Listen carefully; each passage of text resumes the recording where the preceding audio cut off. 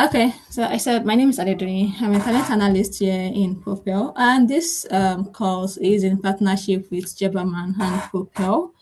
So here are a few ground rules to take note of before we start the class. First, please ensure your microphone is muted to minimize background noise and to allow everyone to hear clearly. Also, please, you can feel free to turn off your video so as to improve the internet connection if the internet connection is not stable. And please ensure to stay focused and engaged throughout the class and try to minimize distraction around you so everyone can benefit from this session. And also, lastly, which is very important, please remain in this session until the end so you can complete the endline assessment as this test is very important and it's required for you to qualify for your certificate. So, Propel is a community powered platform that connects you to tech jobs, embedded finance, and career growth opportunities. And like I said earlier, in partnership with Jobberman, we are hosting a free soft skills training designed to equip you with the essential skills needed to launch or fast track your tech career. And at the end of this live course, you'll be asked to take an inline test. So please stay tuned and do not be in a rush to log out.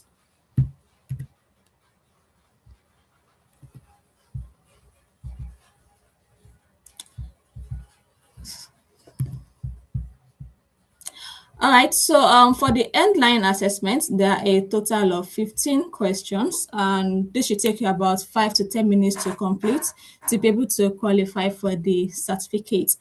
And to complete the assessment successfully, ensure that you have a stable internet connection, avoid phone calls while taking the test, and also try to avoid other interruptions during the test.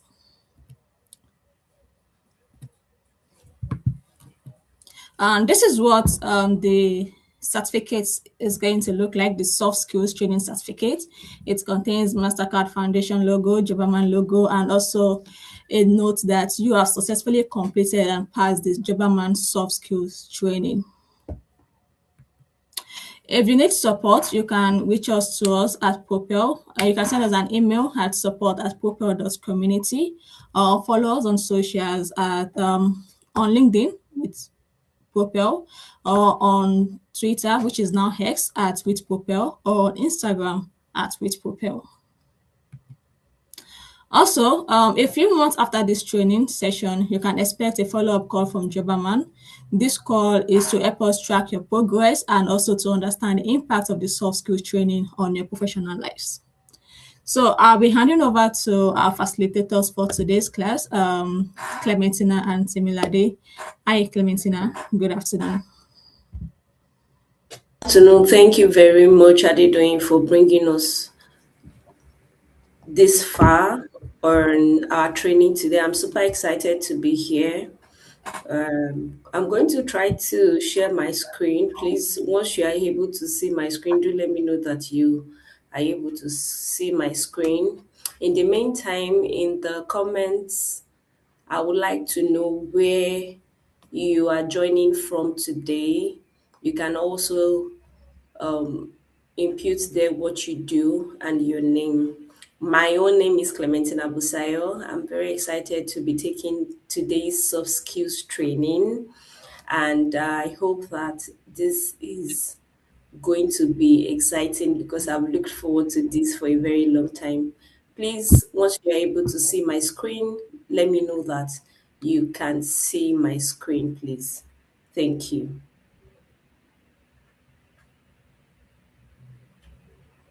Please, can anyone see me and can anyone see my screen? Yes, we can see your screen. Okay. Thank you once again. My name is Clementina, and today we're going to be talking all things soft skills. I'm going to be leading the first part of today's session, and ahead of that session, I'm asking this particular question. Write down three things you hope to gain from this learning experience because a goal without a plan is just a wish. So ahead of today's class, I decided to do something different. I decided to bring my pen and paper to class. And that's to encourage somebody that as we continue in this year, you have everything it takes if you would be able to write things down. If you'll be able to write things down, you'll be able to start tracking where you are, where you want to go, and how you're going to get there. And that brings me to the first part. What are soft skills? Anybody wants to take a go at that? What are soft skills? What are soft skills? What are soft skills? If you know, please let me see your comments in the chat box. If you're going to define that for me in your words, what are soft skills? So, ahead of that definition, I want to introduce to you hard skills, which is the opposite of soft skills. So, hard skills are teachable abilities or skill sets that are easy to quantify. For example, your proficiency in a foreign language. So, if you are learning a language, you are either a beginner, a native speaker, an intermediate speaker, or an advanced speaker. So either way, you are able to quantify it, and that is what makes hard skill. Then another thing to note is that this would end up getting you a maybe a degree or a certificate. For example, once you have completed today's soft skill course, you're going to get a certificate from Propel. So please ensure that you take the end line test when that time comes. Another one is typing speed. I am a huge fan of Marvis Bacon. Like, I've played all the games there. I never get tired of playing it, and I also teach people to play. So when you learn how to type, you discover that over time, as more the more you type, the more you're able to not look at your keyboard when typing. So those are skills that are easily quantifiable. And I can go on and on about hard skills. But today our focus is on soft skills, which is also known as people or interpersonal skills. And as we continue into this teaching, we're going to be exploring different type of soft skills. So again, I would appreciate if you engage, if you use the chat box, and if you answer the questions. One of the major soft skills we're going to be exploring is communication. And as I've grown, I've realized that as much as we throw around the word communication, very few people actually communicate properly, including myself. So I've had to challenge myself that when I reach out to people, at a glance, they should be able to know who I am, why I'm reaching out to them, and what I expect them to do. That was a realization I fell on very recently, and I was like, so what have I been doing all along? So we have soft skills such as communication, flexibility, leadership, teamwork, time management. These are more things that we're going to be looking at in depth as we continue today. For the purpose of this course, we're going to focus on the top 10 soft skills, and for this categorization, I further classified them into two. The first five are what I called inward soft skills. So these are skills that when you develop, it develops your capacity from inside out. And the first on that list is critical thinking and analysis. Another one is analytical thinking and innovation. And we're going to look at the definition of this as we continue. Creativity, originality, and initiative, attention to details and trustworthiness, complex problem solving. Something as simple as, so very recently I decided to make conscious effort that immediately I get up from my bed, I lay in my bed. And I discovered that that actually changed the way I work going forward. Like once I come down and I lay in my bed and I see that everywhere is beautiful, it makes my mind start thinking about, oh, how can I make my day better and what can I do differently? I don't know how to explain it to you, but I'll challenge you to try it and let me know what you observe. So the other five soft skills are what I've called outward soft skills. These are skills that when you develop them, is going to impact how you interact with people, which is the essence of today's course. People skills, developing interpersonal skills. One of it is coordination and time management. Another is leadership and social influence. The third in this category is reasoning, problem solving and ideation, emotional intelligence, active learning, and learning strategies. So let's continue. Now, personal effectiveness and time management. At the end of the personal effectiveness and time management module, number one, you should be able to conduct a SWOT analysis to become self aware and understand the importance of personal effectiveness. So, we're going to be able to know what the strength, weakness, opportunity, and threats of being self aware is. Another thing is to develop ways to improve self confidence. And the last but not the least objective here is to overcome obstacles to effective time management. So, what is personal effectiveness? This is your ability to use what you have, that's and within the time you have it. So let's read what McCrimmon has to say. It refers to making the best use of your time and making use of the resources at your disposal in order to perform to the best of your ability in your workplace, business, or environment. Personal effectiveness is the ability to make a positive impact on others by conveying ideas and information clearly and persuasively. So, one of the things that comes to my mind every time I see McCrimmon's definition is the fact that that particular definition reminds me of TED Talk, because TED Talks is all about sharing ideas. So before I continue, I will quickly read Timothy's response on soft skills. And Timothy, I want to say thank you for responding. He says, soft skills are skills that aid somebody to interact effectively and smoothly with other people. Emphasis on the word smoothly, and we're going to see more of it as we continue. So let's keep going. Now, component of personal effectiveness. Remember, we are saying personal effectiveness is using the resources you have within the time you have to do the best you can. Using the resources you have within the time you have to do the best that you can. And I want to say this.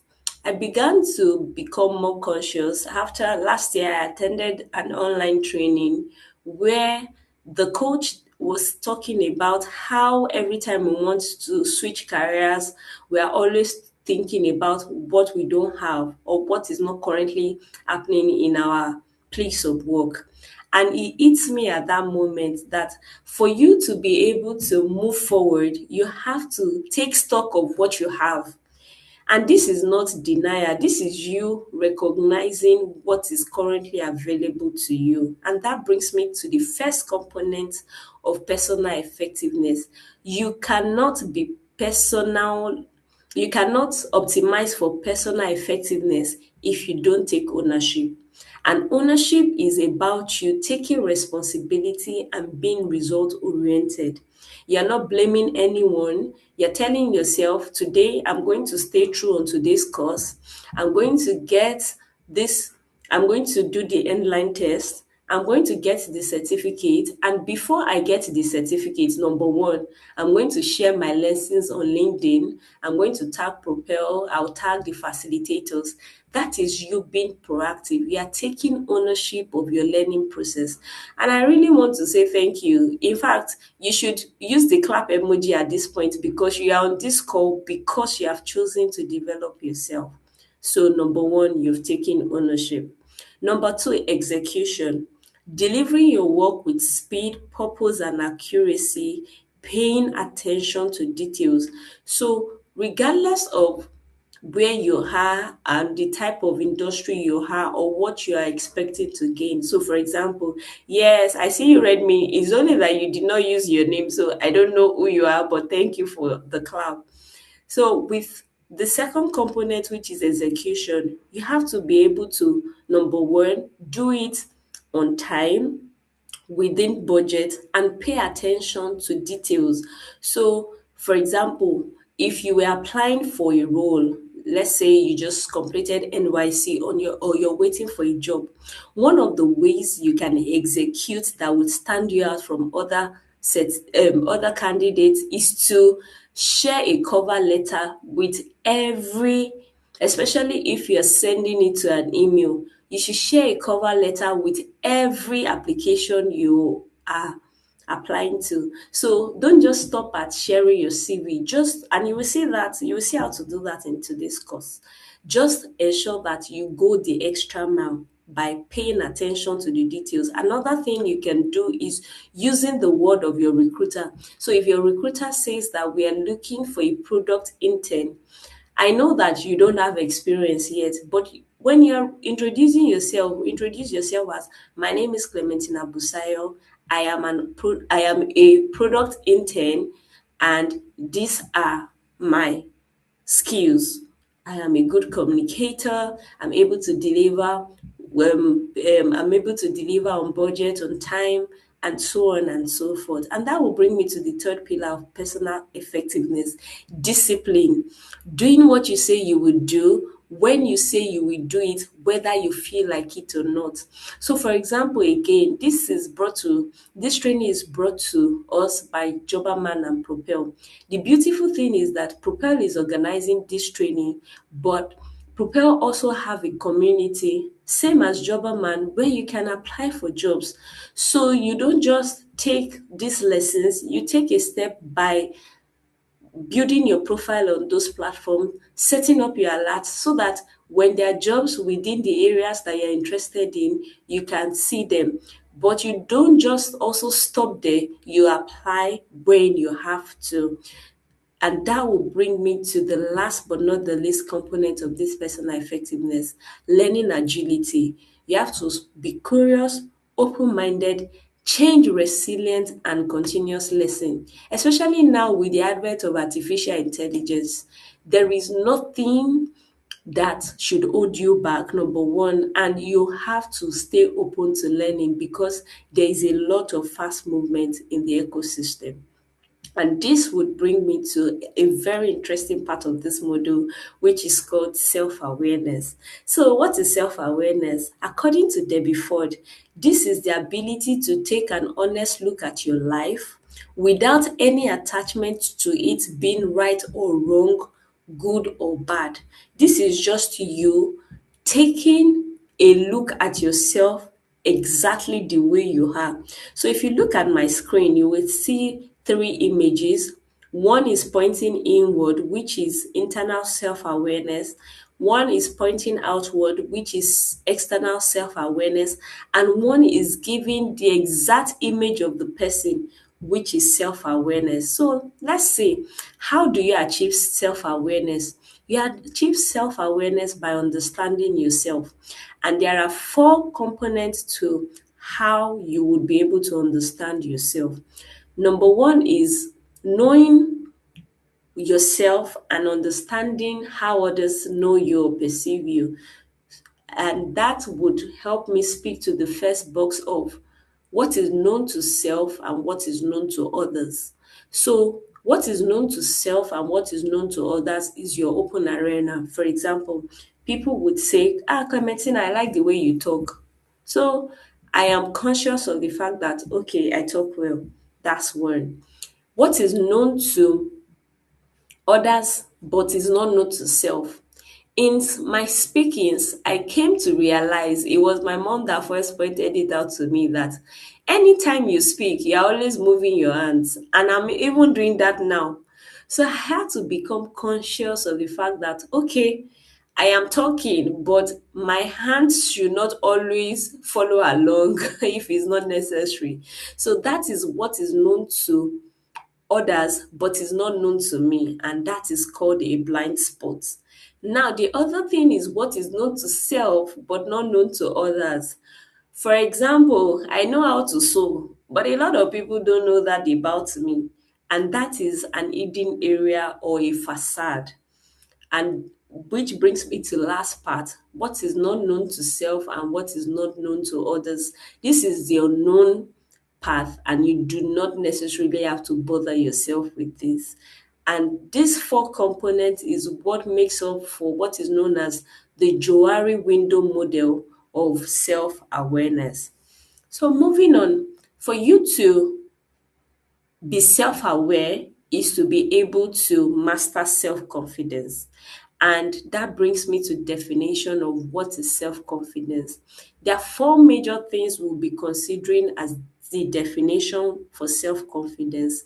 Number one is that you have to believe that success is possible. So when I teach this course, one of the things I say is that I am. I don't say I will be, I am successful. I am a product manager. In fact, I am an author of a book. And before I ever wrote a book, the very first coaching package I bought, in that coaching package, once you join, they call you Auto Clementina. So for a long time, they've been calling me author before I even understood what I wanted to write about. That is a position to take for you to build your self confidence. So, whatever you want to achieve, call yourself by that. Feel free to update your LinkedIn profile with the next role you want to be in. And that would bring me to the fact that self confidence is not something anyone is born with. So, it can be learned. And which would make me remind you that self confidence is a decision. You have to make up your mind. I am confident. I am worth it. I know how to negotiate. I'm going to show up until I make my dreams come true. And again, self confidence is your opinion of yourself. Remember the I am statement. Anything you want to achieve, tell yourself, I am worthy. I do not need to be perfect, but I need to start. I prioritize progress over perfection. I am not my mistake, and failure is not the opposite of success. I say that every time. Failure is a learning curve.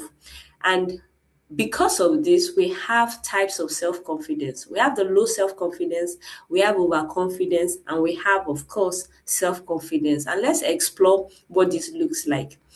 How to overcome low self confidence. Number one, you have to accept yourself, understand who you are, and embrace who you are. Remember when we were talking about personal effectiveness earlier, using the resources you have. So, what do you already have? That is what is important for you to get started. Number two, self belief. Believe in your abilities and what you can do. I On my profile you will see the public speaker because that is what I'm optimizing for. I know that when I speak, people understand, people gain clarity, people are able to take action. So I show up as such. Self-image, how do you see yourself? How do you see yourself? If it's important for you to look good, please, by all means, look good. Stay sharp. Self-esteem, it is important for you to feel good about yourself. Now, when you look good is one thing. When you feel good about what you look like, it's another thing. And it's not just in your look, it's also could be in your mind. How do you talk to yourself? What are the internal conversations you are having? Which will bring me to the self-talk part of it. What you say to yourself is what matters most. I say it every time to anybody that cares to listen to me. I said that, especially if you are struggling with people undermining you or looking down on you. I said, I say it always that people cannot look down on you and you too you will join them to be looking down on yourself. No way. If people look down on you, carry your shoulder high and tell yourself, I am successful. My name is, or I am Clementina Busayo. I am a project manager. I deliver on time, on budget, and I leave my clients exceptionally happy about their project. That is who I am. So I say it every time. And that will bring me to the part of analysis. I know a lot of us has we've heard about analysis paralysis. Again, focus on what you have, your strengths, rather than what you do not have. And this will bring me to the other end of the divide, which is overconfidence. How do you overcome overconfidence? Number one, embrace feedback. Know that you are not the know or be, also listen to constructive criticism from trusted individual. Practice self-awareness, which means you acknowledge your own limitations while celebrating your achievements. Embrace continuous learning. Again, learning expands your expertise and helps you stay grounded and also avoid being complacent. Acknowledge uncertainty. Things can happen, expect and accept mistakes, and see that setbacks are natural parts of growth. Seek collaboration, acknowledge other people when they bring their best to do your work, and practice humility always, because when you recognize that there's always room for improvement, you are able to know that you are also learning in the process. Let's move on. Time management. What is time management? This is the process of planning and exercising conscious control of time spent on specific activities. So, with time management, what you're looking at is to be conscious of how you spend your time for effectiveness, efficiency, and productivity. One of the building block to pay attention to is the process. Building good time management habits is a process, so you have to build it. One of the things I personally do is that I have alarms for specific time blocks just to help me track how I'm spending my time.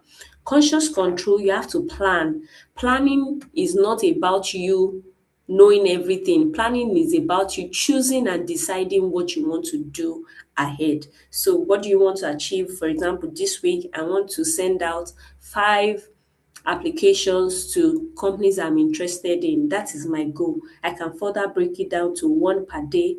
And before I start, I would have said to myself, I'm going to update my CV, I'm going to write a cover letter, and I'm going to share them. So that is you planning ahead.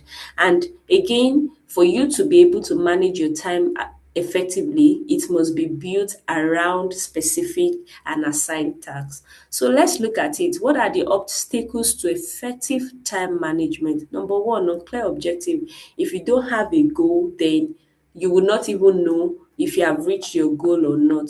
Overloaded schedule. This is really important. If you are managing too many things at the same time, it's going to be hectic. Take for example, if you're a social media or content creator or social media manager, and for all your posts, you're trying to post across all social media platforms at the same time, it will become overwhelming. So you can schedule it to say, okay, Monday, Instagram, Tuesday, Facebook, Thursday, LinkedIn, and so on and so forth. Disorganization, if you're disorganized, is going to take you longer to achieve your goals. Inability to say no. If it doesn't move you to your destination, the answer is no. Failure to prioritize what is important to you at this phase of your life. Optimize for that and don't be ashamed to stay true to it. Idle time and interruptions. This one, social media stands big on this one because of the age we live in. But it's not just social media. Gisting, trying to catch up on other things that will not help you lead to your goal. Those could be interruptions. And hey, this one, stress and fatigue. I know this one's too well. When you're stressed, you make a lot of mistake. When you're fatigued, you cannot think properly. So avoid such. And demotivation. And I want to say this, especially if you live in a country like Nigeria, I want you to have this mindset going forward. Tell yourself, I'm going to eat the good of this land. The moment you begin to tell yourself that, you will begin to see the good and the opportunities in the land. So let's look at it. Time management audit. This is for you to be able to quantify what you do with your time. So the questions to ask yourself, what do I think of my time management skills? And here you have to be honest with yourself. What do people closest to me say about my time management skills? In my former place of work, there's something we say on time is late. So for every meeting, you have to be seated 15 minutes before that time. Being conscious of aware and being aware of how we manage our time is the first step in auditing one's time management.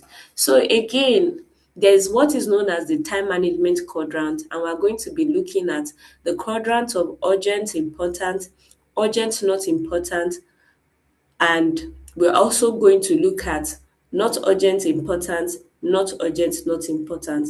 Now, for anything that is urgent and important, things like deadline driven activities, things like medicals or other emergencies, pressing minutes and last minute changes, you have to just do it. So don't wait for your health to fail before you visit the hospital. Don't wait for the deadline of the fellowship to approach before you take or you submit your application. Once you can do it, just do it. For not urgent and important, these are things you can schedule, plan or delay. So things like exercising, content creation, you can batch create your content and schedule them. For things that are urgent and not important, these things you delegate them or you push them back. So responding to emails, frequent interruptions, there's nothing wrong with telling people I will call you back or please call me at this particular time. That would just help you manage your time effectively. And also meeting other people's priorities, you are not obliged to if it's not aligned with what you want to achieve. And the last but not the least is not urgent and not important. Here we have social media. I believe I've spoken about this already. How to effectively manage your time. Number one, plan ahead. I've said this. Learn to say no. Recognize when obstacles exist. For example, if you work remotely, you may need to have backup systems of light and internet. Make the most of your free time. Things like reading, learning about what you want to pursue or what you're passionate about. Those are ways to maximize your free time and always reward your success. Very recently, I was looking at my book and the fact that I've sold over 100 copies across different countries, not just in Africa, but in the UK and in the US. And I said to myself, girl, you did that. You deserve. So there's something on my list that I always wanted to buy. And I bought it for myself because I had achieved my goal. So reward your own success and do not be hard on yourself. Stress management. Remember when we were talking about obstacles to time management, we are zoning in on stress management because it is about your ability to control your level of stress. Stress is something we would always experience, but you have to have ways of controlling it. So let's look at what stressors and triggers of stress management. One is excessive burden at work, another is social media, another is victimization. If you're experiencing any form of victimization, please, it's important for you to speak up. Academic requirements. This one, I went through it. I recently just completed my MBA, and I can tell you for a fact that I felt this stress. Financial instability, in case you don't have a job now, is not a reason for you to give up.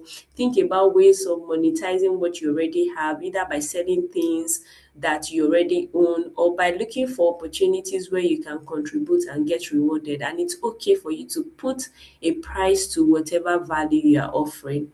Incurable illness, this one, again, going back to just do it. Check in with your doctor and ensure that you stay on schedule with whatever you need to do medically. Either it's taking your drugs or exercising, eating well. That is priority for you. So, how to manage stress? Number one, meditation, deep breath, exercising and moving around, spending time in nature and relaxing, spending time with people that uplift you. That is really important. Sleep well and recharge. A lot of us are guilty of not doing this effectively in this time, but again, know that it is important for you to sleep well because when you sleep well, your mind is relaxed and you can think very well. Connect, join a club, eat well, drink water, make list and prioritize tasks.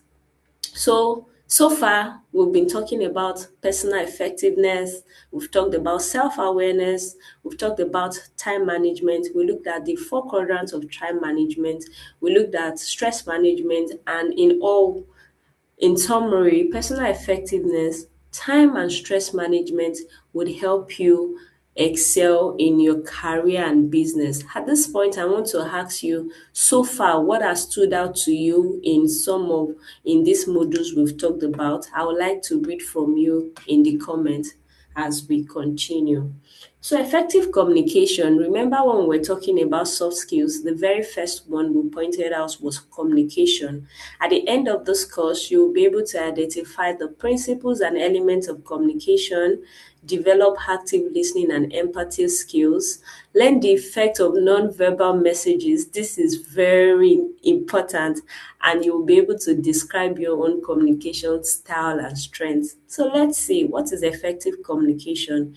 This is the process of exchanging ideas, thoughts, knowledge, and information between two or more people, wherein the intended message is successfully delivered, received, and understood.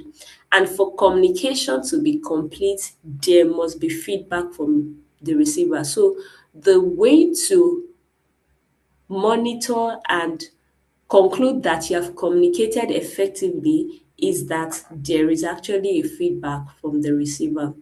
According to the About Meribian communication model, communication is 7% words. The day I found this out, I was like, oh, wow.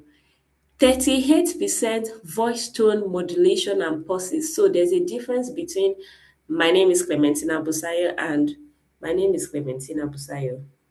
Voice tone modulations and pauses makes up for 38%. And that's why sometimes people will say, it is not what you said, it is how you said it.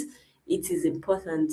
And 55% is body movement, face, and arms. I'm sure sometimes you have seen people when they say something and their face is doing something else, and it makes you know that, oh, okay, this person does not either believe what they are saying or has something else on their mind. So there are seven C's of effective communication. One is that it has to be clear. Two is that it has to be concise, no filler words. Three is that it has to be concrete. If you can say, I use Canva, don't say I utilize Canva. Just keep it simple, clear, and direct. Four is it has to be correct. So every time I ask, if I wanted to reach out to you, for example, and I say, let me see who I can see on this call. Okay, so I can see Toby, I can see Olabisi, I can see Peculiar, and I can see Ayo. I can also see Timothy. So I need you to please answer me in the chat box. If I replace D in dear, so for example, I want to say dear Ayo, dear Timothy, dear Temilade, dear Michael, and I replace the D with F, what will I have? I'll come back to the comment section to check while I continue. Ensure that there are no typos, it is correct. Then it also has to be coherent. Coherent means that you are following the sequence of your thoughts. So, for example, if you're doing a presentation, you could lead with your headline, continue with your name, and deliver the objectives of that presentation. That is coherence. It has to be complete. Again, we said effective communication is when there's a feedback from the receiver, and it has to be courteous. Humility, politeness builds goodwill, and ensure that when you're communicating, you're respectful, you're sincere, and you are enthusiastic. Thank you, Timothy. Timothy said, Fear Timothy. Correct, which means instead of dear, I'm saying Fear Timothy, and the communication would have been wrong because of a typo error. Exactly. Thank you, Toby. Thank you. And they confused Timothy. Yes. Thank you so much for participating. So let's move on quickly. Tips on effective email communication. Again, we've talked about being clear, and I'm happy that you got the gist from your responses. So utilize paragraphs when you're writing, break them into paragraphs. Use spacing, usually standard spacing is usually 1.5. Before sending your email, reread your message, check for grammar, spelling, words, and misused words, error. Avoid shortcuts, smiley, and abbreviations. Respect email privacy by not copying unrelated recipients. And in case you're sending an attachment, for example, if you're reaching out to a recruiter, my name is so person, I'm reaching out because of this advert I found attached to the body of this email is my CV and my cover letter for your use. So ensure that you mention that there's an attachment if you're sending out an attachment. So again, barriers to effective communication. One is physical. If there's a noise in your environment, there would be a barrier to communication. Another one is psychological. If you're not in a good state of mind, somebody may have said something and you would receive it not in the spirit of what is being said, but in the state of your mental or emotional well-being. Another thing is semantics. So one example that comes to my mind every time is between the French people and the English people. So I've worked in a French-speaking country where I lived for a while, and I realized that for French speakers, they say client a lot. So when you're dealing with them, they expect the use of the word client. But I got to know that in for English speakers, when you say client, it's giving 419. And that was very funny to me when I got to know. So they would prefer the use of the word customer. So understand the environment you're in and align as appropriate. So steps to overcome barriers to effective communication. One is language. I just gave an example of language now. Avoid the use of slangs. Something might mean one thing in a language and it means a completely different thing in another language. So be careful to stay within the confines of generally acceptable words, especially when you're dealing internationally. Frame of reference. This is very important.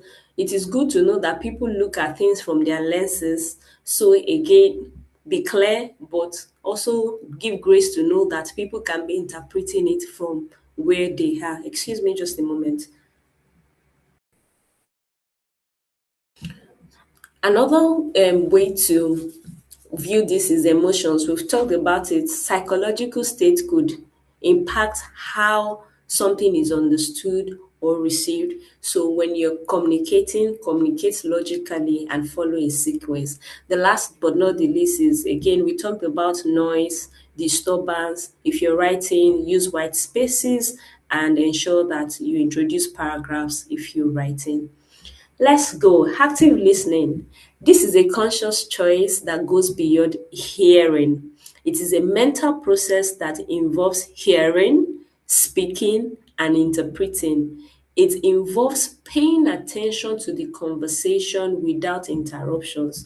So, very recently, I began to monitor myself when I go into meetings and people are speaking, and I would say things like, "Excuse me, just a moment," or "If I may." I realized that yes, I could have something to say, but before I go ahead to interrupt, it's important for me to write down my thoughts and allow the person finish what they are saying, because by the time the person finish, they may have answered your question. That is how to ensure that you are actively listening. So these are the signs of active listening. Number one, you're maintaining high contact. Number two, you're patient.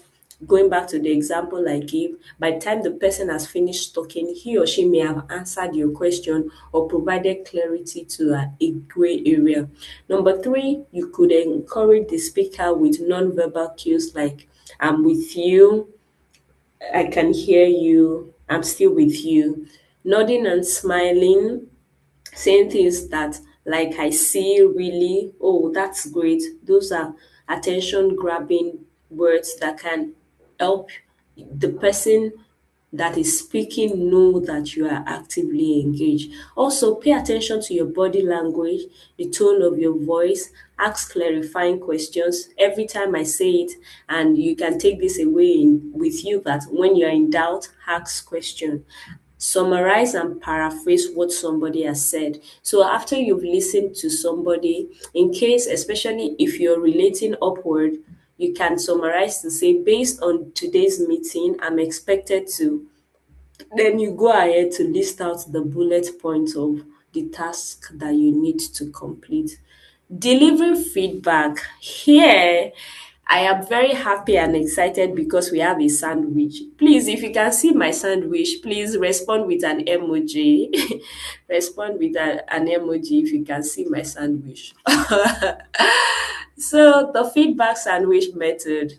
This is about giving feedback, and for feedback to be effective, you have to be able to use the technique of a sandwich, which is you start by praise, you follow by a corrective feedback, and you close with praise.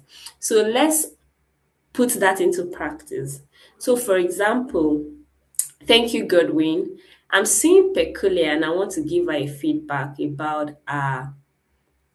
Zoom image. I can say to her, "Oh, Peculiar, I love the fact that I could see your face in this picture. I also like the fact that you're wearing a red top, which makes your image very bold. However, I think or I believe the picture could have stood out if it was done on a white background. In all, this is a very beautiful picture, and I can see that it makes for a corporate headshot. I have successfully given Peculiar a feedback about our headshot. Yes, you can see the sandwich. Thank you, because I started with what I liked, the fact that I could see her face. I continued to compliment her top, but I made my intention of having it on a white background known, and I told her why. But I still ended up by saying this could make for a corporate headshot, which is a positive feedback. So that is the sandwich method. You start with praise or a positive feedback, you introduce your criticism or your constructive feedback, and you end with praise and a positive feedback. So here I will need our participation. Please let me know, because there are two sides to feedback. There's the person giving it and there's the person receiving it. So I want to know from your point of view, anytime you receive a feedback, what are you most likely to do? And please, this is a no judgment zone.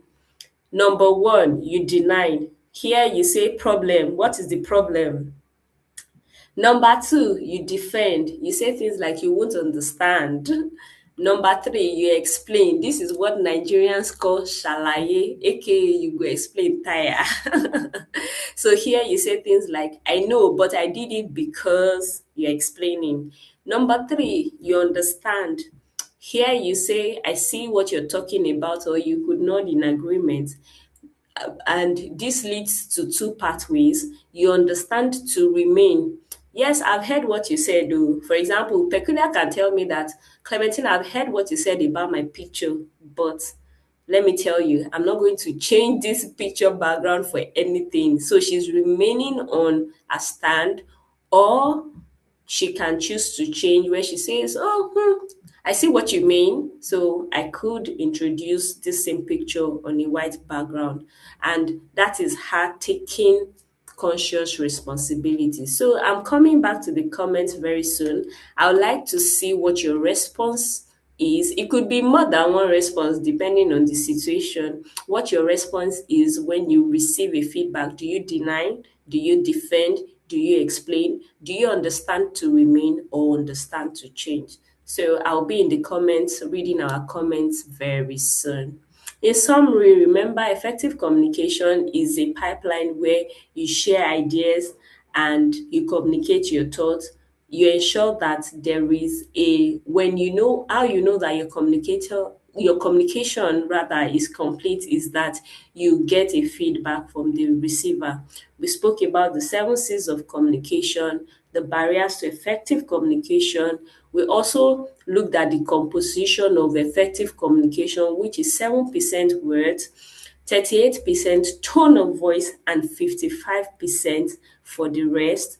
We looked at the feedback sandwich method, which is a method of giving feedback, and we also looked at the staircase of receiving feedback, which I would like you to let me know what your disposition is when you get a feedback. In the end, effective communication is an important skill. Keep practicing. So this is something that can be learned. In the third module, we are going to be exploring emotional intelligence, teamwork, and business etiquette. And I'm going to be focusing on the emotional intelligence part, which is that you'll be able to discover what emotional intelligence is and why it is important for your career. You're also going to be able to pinpoint your behavioral styles and tendencies and how to work with different styles. Here, we're going to identify the size of high and low emotional quotient in ourselves and other people. We're also going to be able to recognize the importance of working in a team. And lastly, we're going to explore what etiquette is and the importance and impact of etiquette on everyday life. So, what is emotional intelligence? This is the ability to number one, recognize, number two, interpret, and number three, process emotions in yourself and in other people. Now, according to Daniel Goleman's method of 1998, he says emotional intelligence is a wide array of competencies and skills that drives leadership performance and consists of five areas. Number one is self-awareness. We've talked about that earlier. Number two is self-regulation. This is mastering your emotion in such a way that people do not dictate how you respond. Number three is social skills. Number four is empathy. And number five is motivation. So we're going to be looking at behavioral styles. And for the behavioral styles, there's an acronym known as DISC, which is D for dominant, I for influence, C for consensus, and S for steadiness. Okay, so Toby said here that if I see that your feedback is not working, I usually ignore. And that looks like what now? That looks like maybe deny. That's how I will categorize that. Thank you for your response, Toby. So for behavioral styles, remember anytime you hear disc, remember dominant. And dominant behavioral styles, they are usually assertive. Remember influence. Influence behavioral styles, they are usually extroverted. When you remember C stands for consensus, and these are usually very reserved people. And S stands for steadiness and usually introverted people. If you're familiar with what is usually called, there's this it's called, I think, emotional something about being choleric, being sanguine, being phlegmatic, and being melancholy. This is just a replication of that for what it looks like in the workspace. So dominant behaviors, they are usually people that place high value on time. They challenge the status quo. They're usually innovators. They take charge. They are result oriented. They thrive in opposition, seek practical solution, and delegate work. And areas of growth for people like this is to learn to be an active listener, appreciate others' opinions, and be more approachable. For people that are sanguine in nature, these people are great encouragers, they motivate others to achieve. These people usually make great sales and comms people. They are persuasive negotiators, they possess a sense of humor, great networker, they volunteer for jobs, think of new activities, they are creative, colorful, and inspire other people to join them. Here, areas of growth will be to consider other people's ideas, follow through to the task. So if you're somebody like this, you have to keep reminding yourself that I finish what I start, then slow down your pace so that other people can catch up. For people that are reserved, conscientious, here they possess the ability to gather and analyze, test information. So you have a lot of researchers here, medical people, laboratory people that are keen on inventions in the medical space. You have to Usually you would be even tempered because you're reserved. You are able to identify problems, pay attention to details, be persistent, find solution. You're schedule oriented and you're very economical. Areas of growth will be to focus less on fact and more on people, avoid analysis paralysis where you want everything to be figured out before you start. And here you have to consciously build work to build your relationships. For S, which is introverted, S is acronym for steadiness. These people are usually reliable and dependable. You have a lot of phlegmatic people in this box. They are loyal to the team's authority. They are usually great listeners, patient and empathic. They respect authority, peaceable. These are the type of people that you may never have met them, but on meeting them, you just maybe tell them your life problem and you're like, "Ah, I don't know who this person is." They have great administration abilities. They mediate problems. They also avoid conflict and are very good under pressure because they have excellent ways of keeping it all together, even if there's a lot of chaos. Here, if you fall in this box, you have to be open to change, be direct in your interactions because you may be prone to avoidance and express your ideas and opinions. A lot of times, people in this box are usually very quiet and they learn to go with the flow, even if they are not okay with it. So you have to be able to speak up. With that, I'm going to quickly walk you through teamwork.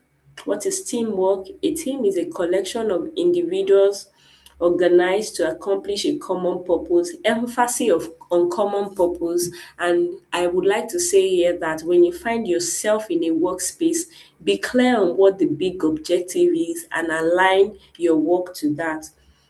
So teamwork is the ability to work together towards a common vision. Again, common is coming up, the ability to direct individuals' accomplishment towards organizational objectives. So barriers to teamwork, lack of coordination or follow-up, team member not pulling their weight. Please don't let that be you. Favoritism, procrastination, personal bias or conflict. We already spoke about work overload and fatigue, lack of delegation, and little or no understanding of assigned tasks. Now, there are four keys of team success. Number one is sensitivity, which it links to trust. Between that, you have to listen for understanding and keep an open mind. Trust leading to appreciation, confidentiality. Remember when we spoke about do not copy people that are not supposed to be copied in a particular email. Appreciation to respect. Please, how you treat people how you want to be treated. Is okay to disagree, but do not be disagreeable. So express your opinion with respect and listen to understand rather than conclude.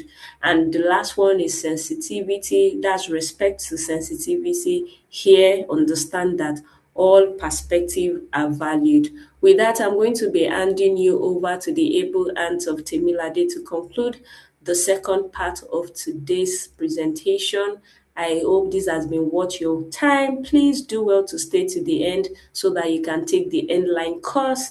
And I hope that you share your learnings on LinkedIn, tag Propel. You can also tag me. We'll be happy to reshare and celebrate you. Thank you so much for listening. Over to you, Temilade.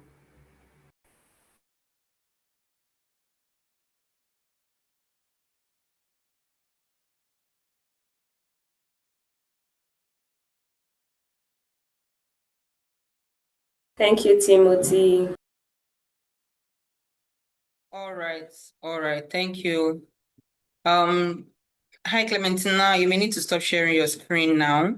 Good evening, everyone. Good evening. I hope I'm audible.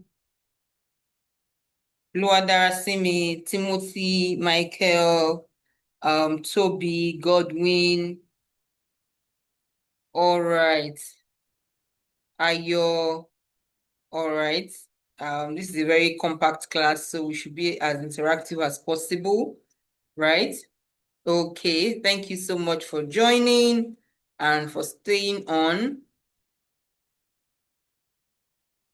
All right, I'll be sharing my screen shortly.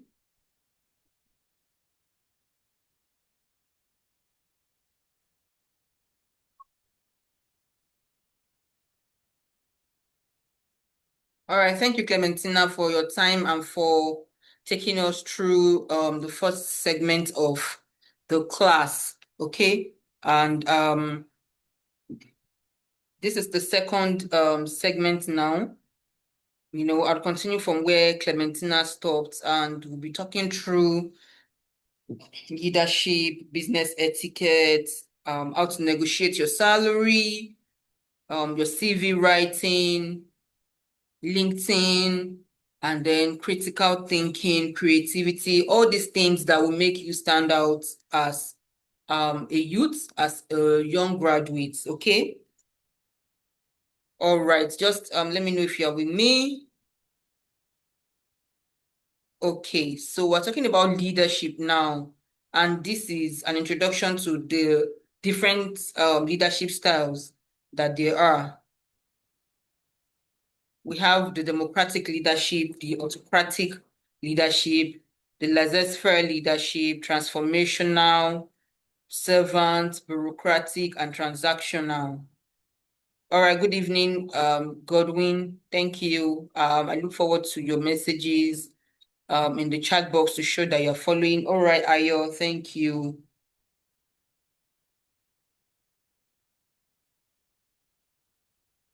So these are the 7 leadership styles. I'm sure that in your workplace or where you found yourself, you'll have met people that exhibit this leadership style in one way or the other. For democratic, this leadership style involves collaborative decision making, allowing team members to contribute ideas while the leader makes the final call. And this style is great because it fosters creativity and engagement, but it can be time consuming because as a leader, there are times when you'll be needed to just make a decision on behalf of everyone.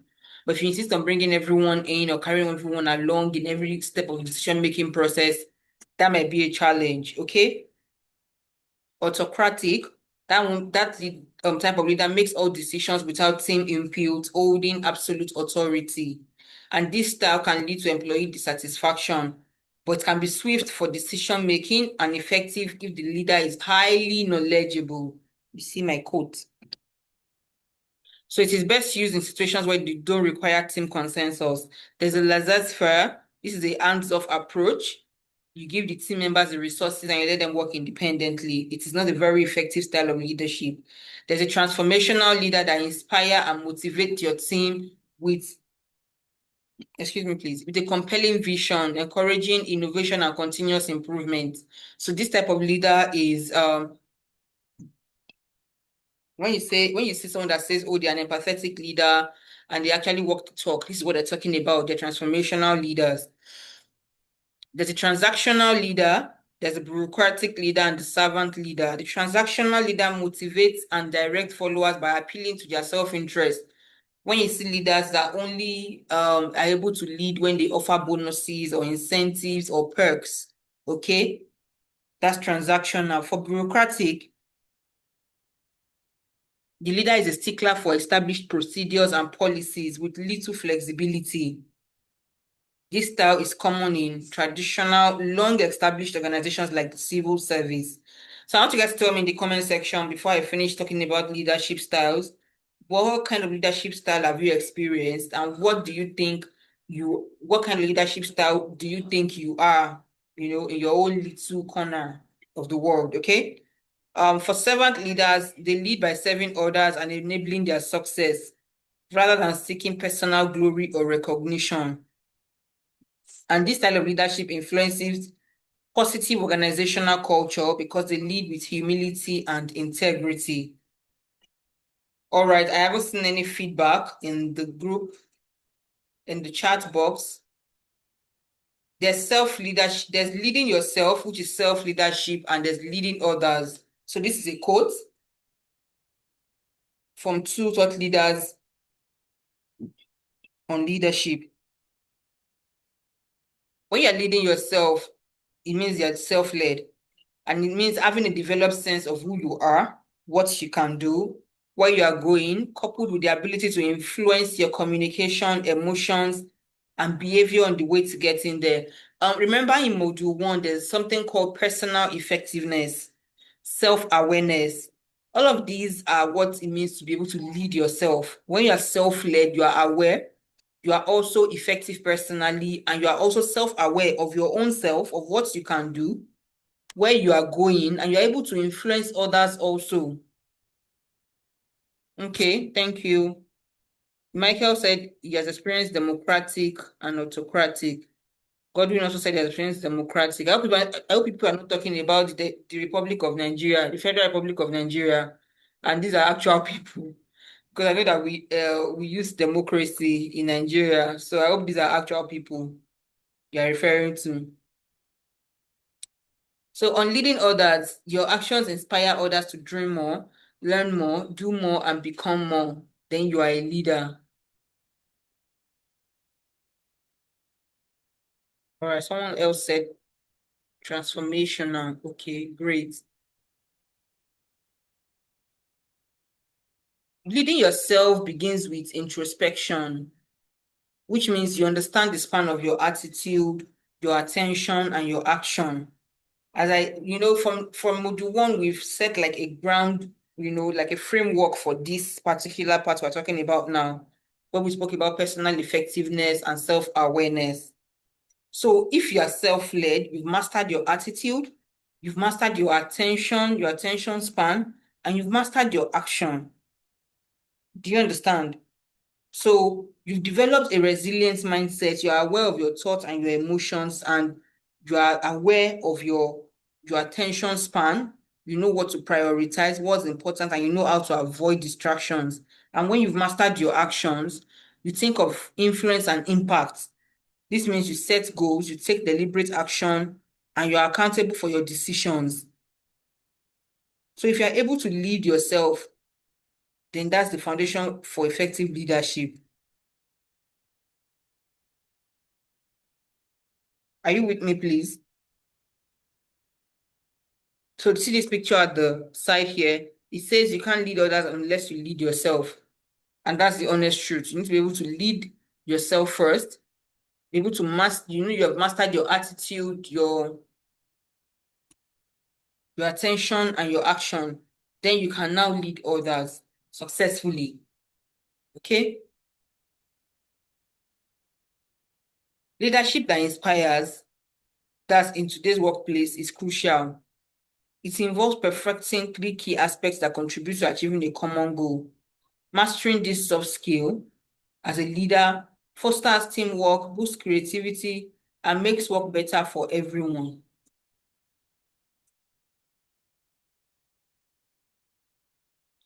There are three components of leading others. Okay? When leading others, try to establish good rapport by demonstrating professionalism and integrity. This is building trust and rapport. You don't want to just come across as authoritative and brash. Do you understand? So you need to have built a rapport with your team, with the people, even if it's a church group and you happen to be the leader, all of these things still apply. Building trust and rapport, effective communication, delegation, and empowerment. By effective communication, I mean that you have listened to others, you empathize, you understand your team members' perspective. By delegation and empowerment, I mean that you understand individual strengths and weak spots, you can delegate tasks, and you improve general workflow of your team. You can't do everything on your own. Okay? So you need to be able to delegate to others and empower them to be able to do what you've delegated them to do. Okay?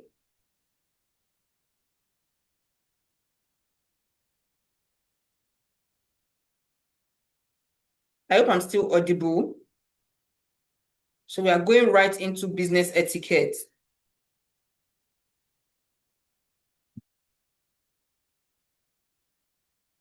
All right. You can ask questions in the chat box. Okay. While the class is ongoing, I'm checking it. All right. Thank you, Michael, Godwin, and Toby. All right. Business etiquette is the expected behavior and mannerism among professionals. So if you have the right business etiquette, it means you can act in a manner appropriate to the situation. You recognize cultural differences while doing so. Okay? Some types of etiquette, telephone etiquette. These are principles you must adopt when having business-related telephone conversations. Please don't be that person that you are in an office, an open plan office, and you're shouting, hello, hello. Don't be that person. There's telephone etiquette. If someone calls you and you don't even know the number, you don't need to start shouting at the person and saying, who are you? You can say, oh, my name is, and, even if you don't introduce yourself, you don't say your name. You called me. May I know who you want to speak to? These are very important because you don't even know who is talking or who is speaking to you. Maybe that you applied somewhere and they're trying to call you for a call, they're giving you a call back or something. So you must be focused when you are, your telephone etiquette has to be on point. Office etiquette, these are code of conduct for how one must behave when in the office or corporate environment. Don't be the reason why everyone is uncomfortable in the office. You can't be that person that's always talking. When nobody's trying to work, you're just talking. You're, one latest gist, something on social media that is trending. I had a colleague like that. And even though she was good at her job, but what would have taken her 2 hours would then take her 4 hours because she needed to discuss everything that was trending. Please let me know if this is something you can relate to, okay? Meeting etiquette. These are principles that govern business meetings.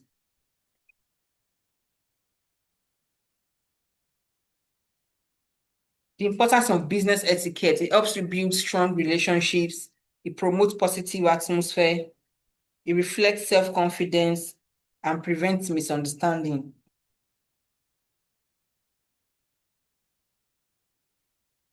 Excuse me, please. So the impact of etiquette in everyday life, good manners show the best you have to offer and it encourages others to be their best. If you come across as calm, collected, polite, courteous, even if someone wants to come to you with gbas, they, that attitude you have put up already gives them like just hold it there. Do you understand? So once you practice this on a daily basis, it makes for a more pleasant life. Manners are important to make a good impression on others in everyday life. They also help you to feel good about yourself and your identity. All right. Any questions so far? So in summary, my co-tutor has spoken about emotional intelligence, competencies of emotional intelligence. We spoke about team, everyone achieves more together. We spoke about conflict, and we spoke about adopting good etiquette. Okay?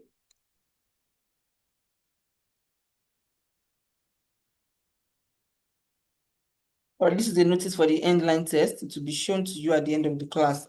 We're going to a very, very important part of the class now. So if you know anyone that should be here, let them know.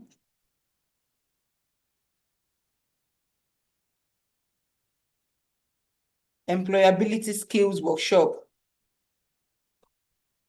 By the end of this course, you'll be able to understand the importance of a good CV, know how to prepare an effective and contemporary CV, understand and apply, the applicant tracking system standard practices, and then you understand how to gather your work experience, and you can answer basic questions as regards CV writing. Okay?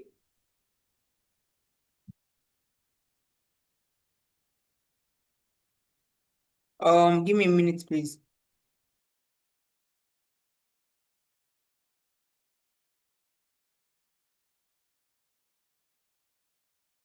So your CV is your marketing tool. Your resume before your portfolio is what a recruiter would see. And based on research, on statistics, it says that the average recruiter spends about 3 to 5 seconds looking at a resume and then decides whether to keep reading. So your CV is meant to market you in the best possible way. Your CV should always stand you out. So if, for example, now, one of you here is a product designer, and you also have the skills for a graphic designer, you have the skills for UI, UX, when you are using applying, I would expect that you would have different CVs for different roles in your field, so that you can just choose the right CV for the right role, and then you are a shoe in. Do you understand? The ATS system selection process. Number one is go to market, they receive applications. Number two, applications that are substantially qualified, they are either pass or fail. Then the rated criteria, applications are scored and ranked. And then initially selected applications are highest ranked. Right. I hope you with me. So before you get that letter or that email from the recruiter, this is what your CV has gone through. Do you understand? So how to prepare your CV for the ATC? I hope everyone can see my screen also.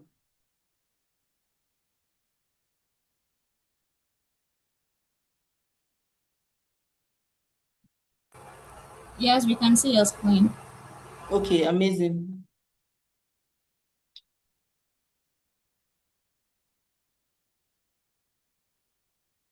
All right. How to prepare your CV for the ATS? As I said just now, you need to be able to tailor your CV to the role that you're applying for. It's not easy. Let me tell you. You might feel like, excuse me, please. Why do I have to do this all the time I apply? Let me tell you what you're doing.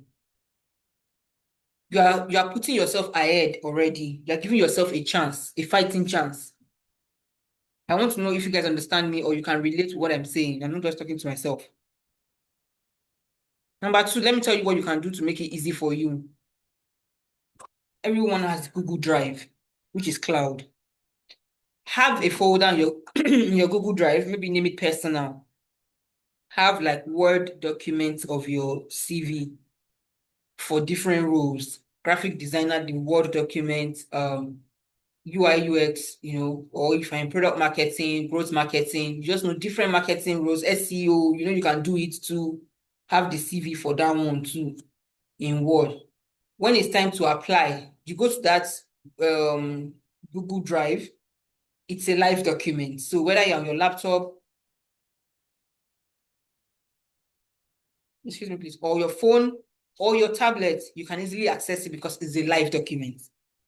You access it, you edit what you need to edit because it is Word, it's easier to edit. And then you download as PDF and submit. Does this make any sense?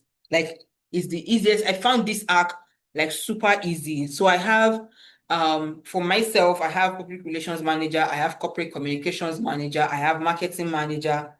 Do you understand? So it shows that, you have cut down your process by half when you already have that.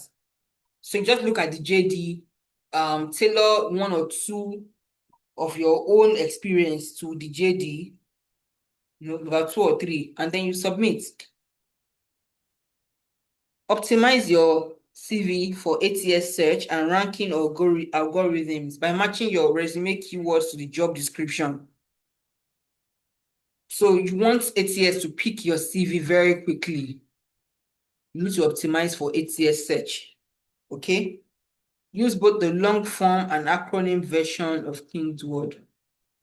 Keep your resume simple. Use font like Helvetica, Garamond, Calibri, Cambria, Open Sans. Use standard resume section headings like work experience rather than being cute or clever, where I've been. Nobody needs to know where you've been. Use standard resume section headings, work experience, rather than where I've been. Don't be cute, don't be clever. Keep it simple, okay? If you can relate to what I'm saying, let me know in the comment section. It was a time when tailoring your CV worked for you, made a difference in your application process. Let me know. Avoid submitting your resume as a PDF unless the system specifically lists PDF files among the acceptable options. So right now, most application systems request for PDF. Most application systems request for PDF. So that's what is actually being in use everywhere. But if the application system requests for another format, it's either going to be document or PDF. So these are the helpful tips. Tailor your CV to each job advert. Use the exact keywords and skills mentioned in the advert. Once you already have that document I mentioned, it's easy to edit. Keep your CV short and simple. If you're very experienced, you might not be on this call. 2 pages at most. Only include relevant information. Clearly state your achievement and how you achieved it. If possible, quantify the results achieved. I advise that you always quantify your results. Check for spelling and grammatical errors on your CV. Be honest. Do not include jobs you did not do or false achievements. So when you want to quantify your results and you don't know how to, you can use AI to say, this is my task. This is what I achieved or what I delivered. Can you quantify it for me? AI will ask you for more details and then do what you need. Okay. So when you quantify your results, you are solid. Like your application is solid. It shows that you know what you are doing.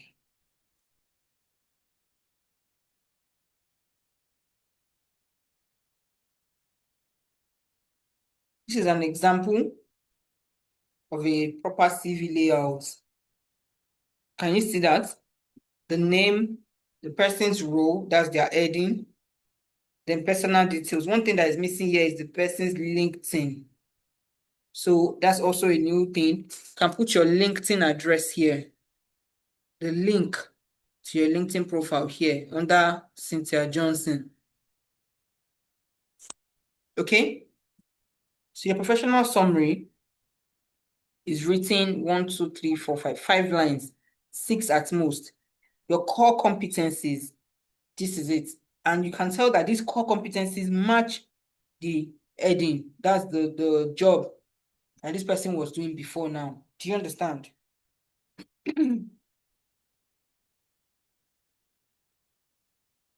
See the person's professional experience. Do you see what it means to quantify your results? Develop new spreadsheets which automated process increase delivery efficiency from 7 to 3 days. Achieved a successful reduction in overall business expenditure by 15% and saved the company about 50,000 naira, 50 million naira per year. So this is what it means to quantify your results. Even you yourself, you might not know that you've done this much. You might not know that I'm brilliant though, until you decide to sit with your results and quantify it. Okay?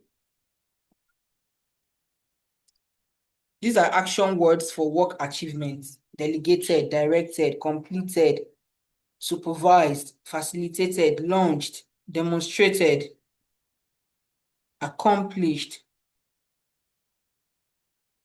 won, evaluated, negotiated, completed, maintained.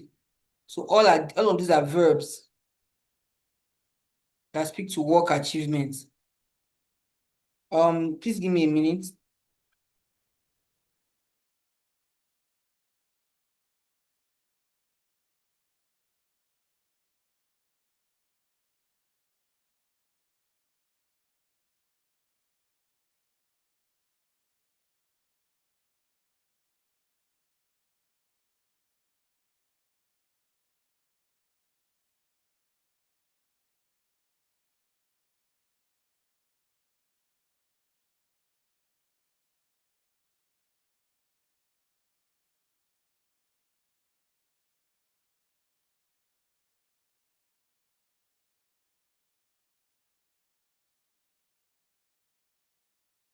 All right, thank you. Are we still there? All right, so these are verbs, action words that you use. Okay? Okay, then you include your education and qualification.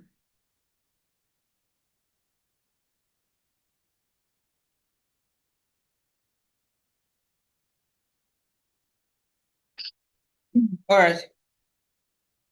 Okay, so this is how you include your education. Do you see on one line, everything is succinct.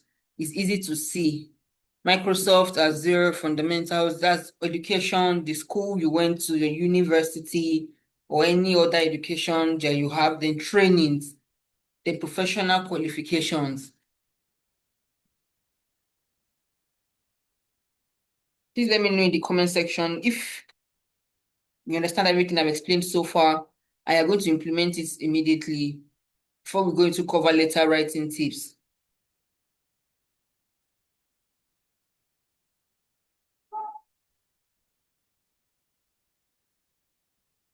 Thank you, Godwin. Toby, thank you to some extent. Ask questions, please. Okay. All right, so this is the cover letter structure. In paragraph 1, 2 sentences, you say who you are, how did you find the application, and what you're applying for.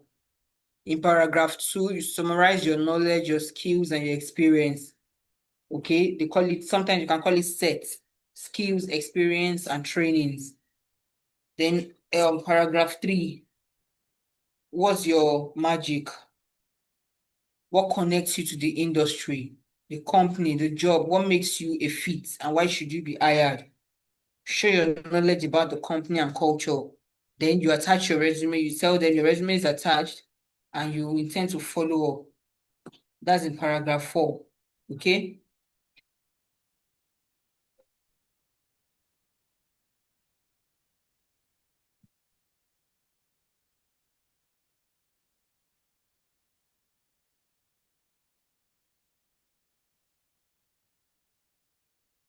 All right. See, there's an example of a cover letter.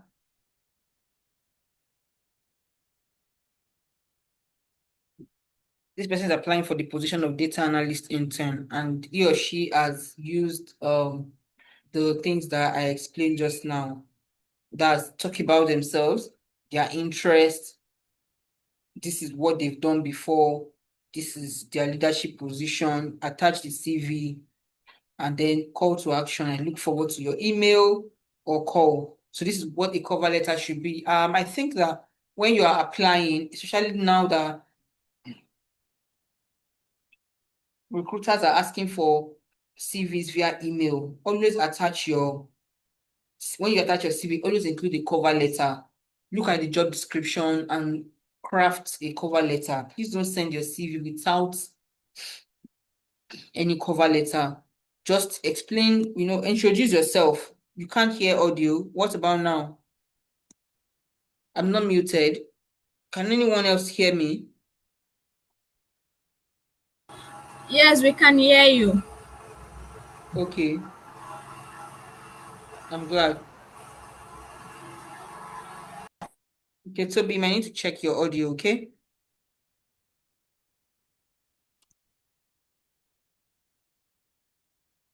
All right, these are job search strategies. So this is how you narrow your focus when you are searching for a job. You are not for everybody. Don't do gbogbo your job search. I know it's difficult. It's hard not to do gbogbo your, but try not to. Okay? Narrow your focus. Consider your career goal. What do you want to be doing in the next 5 years? If push comes to shove, this is the job you will still want to do. Your industry and your desired role. So do you want to work for telecoms, FMCG, fintech, tech startup, aviation, hospitality? Know your industry and your desired role in that industry. Then the type of organization, platforms or sources of job posting, e.g., LinkedIn, Jobberman. Then your job search material. We already spoke about this, your resume, your cover letter. And then, last but not the least, your network. This is very important. Those people that want you to succeed, your family, your friends, your classmates, let them have all these details, about yourself. Okay. Thank you for your time so far. Ask any questions in the group chat. So this is a visual representation. Jobberman and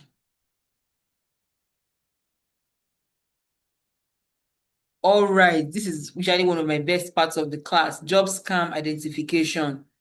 Please I hope I'm not the only one.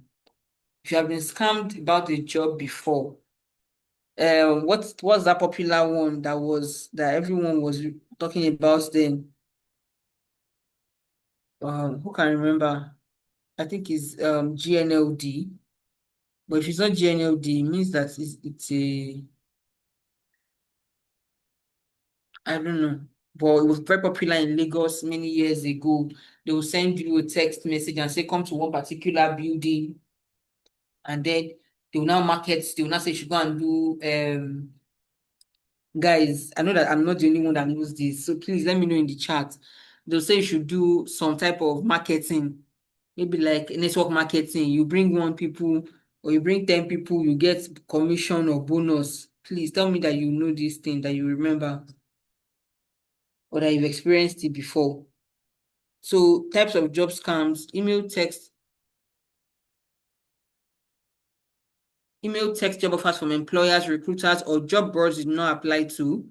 Fake jobs from spoofed accounts of legitimate employers, corporate identity theft. Fake job boards, fake employer websites, and for recruiter. Okay, this has happened to me before. Since nobody wants to say their own story. GNLD, thank you, Michael. One time I was doing my NYSC then in Kano years ago, and I got a message from a job, but I didn't apply to that job, so I was a bit skeptical that what are these people on about? I didn't apply, but I was willing to, as a fresh graduate, I was willing to take the chance to come to Lagos because then I should come to Lagos. So my friend said, we should go and check Naira Life. Then Naira Life was still very popular. We should check Naira Life and check what they're saying on Naira Life about this job. You guys, truth be told, I'm just so glad I hadn't made arrangements to actually leave my area or leave Kano to Lagos because of that job. Everybody was saying that is a scam, is a scam, is a scam. You go there, they will deceive you. This, that is a scam, is a scam. I said, okay, thank God at least I was intuitive enough to check. That was days of BlackBerry. So these are signs, these are job scam warning signs. So nobody here has experienced any job scam before. Wow. These are lucky times. I reckon that it will be difficult to scam people now anyways because the internet is like everyone can go and check anything. So vague job requirements and job description in the listing, search results don't add up, unprofessional emails,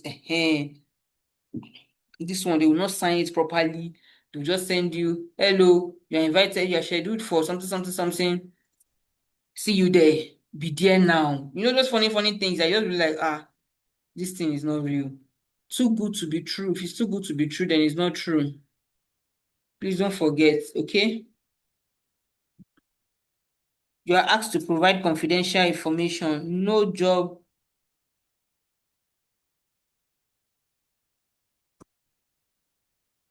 should ask you for your BVN or your NIN or your ATM PIN or your CVV. No job.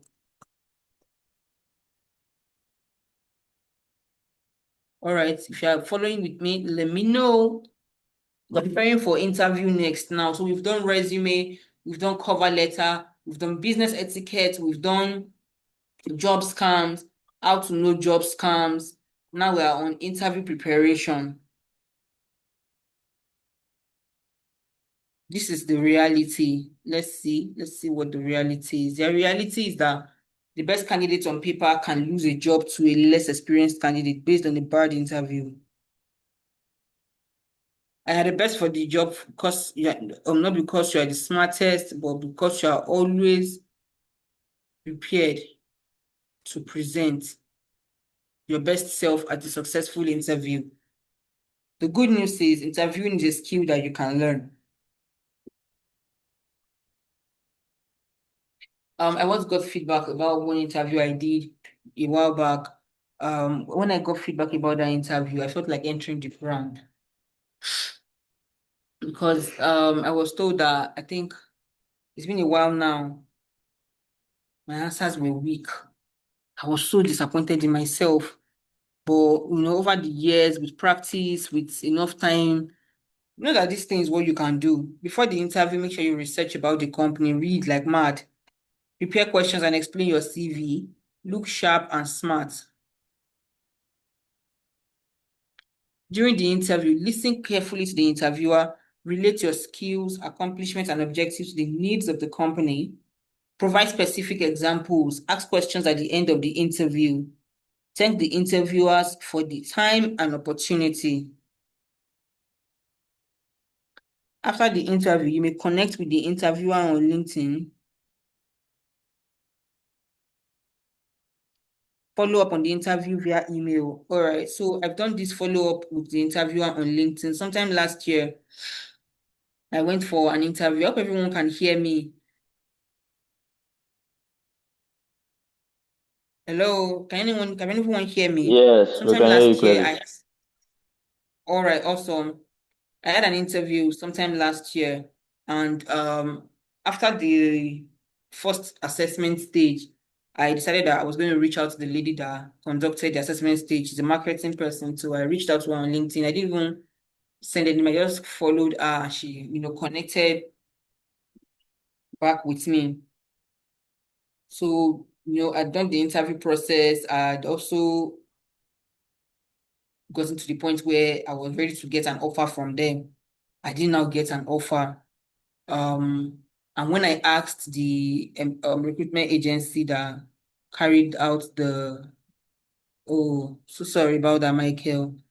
You say you did bad. Well, thank God for this class. You will learn how to do better. Okay, so sorry. So I didn't get feedback, and I wanted to, it was a job I was looking forward to doing. So I reached out to her on LinkedIn and I asked her, because the recruitment company didn't give me any concrete information. So I asked her, I said, okay, this is this. What do why was there a bottleneck and all of that? And she said, there was a tie between both candidates. I am someone else and I really did well, and it was so difficult for them to choose another person, something. If I didn't ask on link, if I didn't reach out to her, I would have just kept wondering what was happening or why they didn't reach out to me, and nobody was ready to, about it. For virtual interview, Michael, everyone else on this call, see what you need to do before a virtual interview. As I said before, research like mad on the organization, dress formally, wear clean and ironed clothes, keep your hair tidy, be in a calm and quiet environment, ensure you have stable and good internet, be punctual, join the meeting at least 5 to 10 minutes before, turn your video on except told otherwise, have a copy of your CV close to you, wear a smile and be confident, have a bottle of water close by like me. I hardly have bottle of water close by in interviews, but I've been talking for a while now, so always ask questions at the end of the interview. For physical interview, if you don't know the place or you don't know the environment, you can go a day before. Be punctual. Arrive at the venue at least 1 hour ahead of time. It's very important, because you don't know, they might be busy, they might be, maybe the person, somebody canceled and there's space, they can interview you early. You don't know who is looking. Just arrive early, dress formally, wear clean and iron clothes, keep your hair tidy, go along with your credentials, wear a smile and be confident.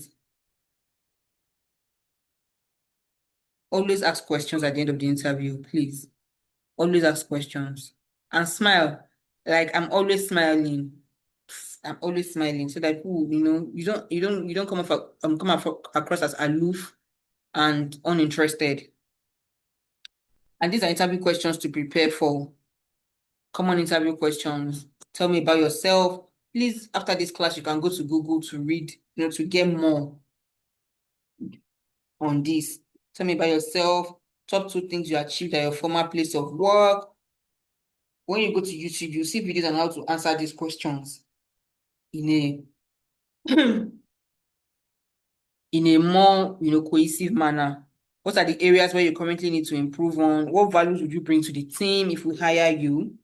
Have you ever had to lead a team of people or work in a team? Tell me about a major challenge you had to deal with. How did you solve it? What were your contributions to the team? How do you manage an uncooperative team member?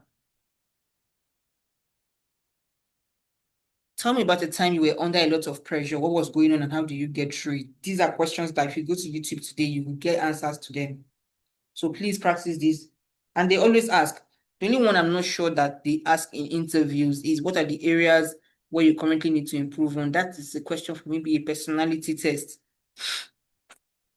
I've not been asked that in an interview, but every other one, what values you bring to the table, to the team, if you've ever had to lead a team of people, manage. In fact, I've been asked if you have to manage or tell an uncooperative CEO about marketing, how would you do that? So these other ones, I've experienced them countless times. Interview questions to prepare for. Why are you interested in our company? Can you share a little about yourself? What got you into this career? As I said, these are more personality test type of questions, like preliminary questions before the main one.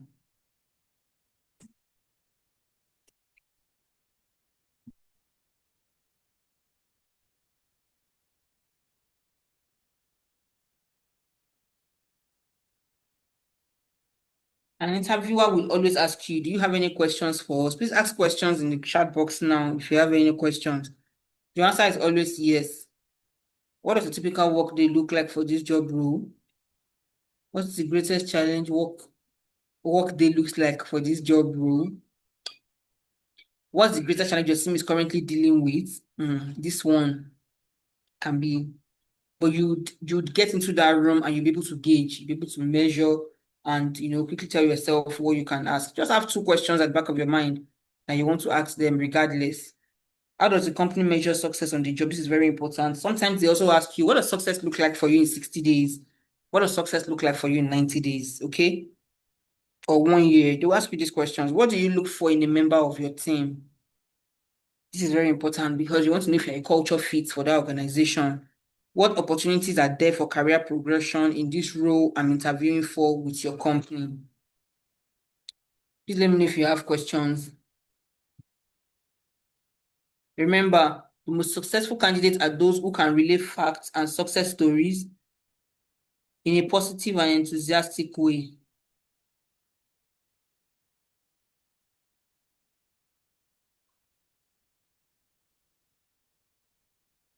Just a moment.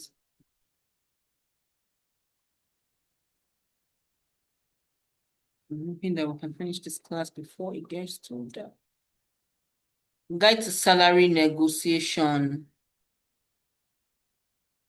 Negotiating to earn your worth. It is important to note that there are some jobs where salary negotiation is not appropriate. Entry level and graduate training positions, these positions come with a fixed salary. For example, a graduate trainee or an intern, they already have how much they pay them in most organizations. Okay?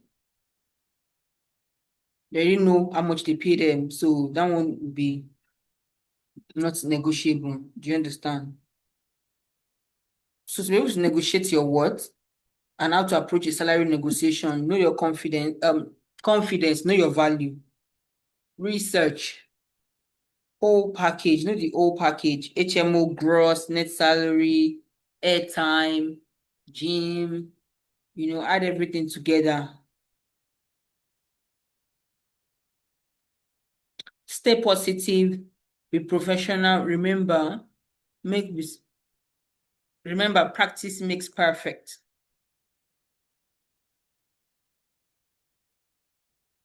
A good CV is your best chance of securing a job interview. A cover letter complements your CV and sets you apart. Not all jobs are authentic. I'm summarizing that. Avoid job scams by conducting proper research before applying or attending interviews.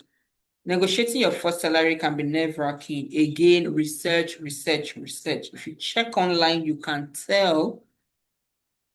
You'll be able to see for yourself the range that other people are being paid in this role or in this industry. You can tell. Find out as much as you can about the company before attending the interview and be ready to negotiate based on value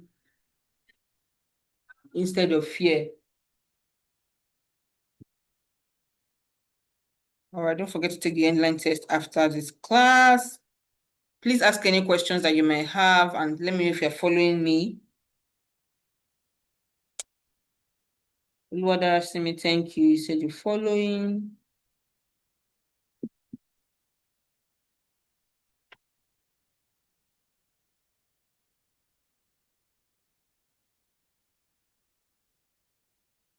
Just a moment. So I was talking about critical thinking right now.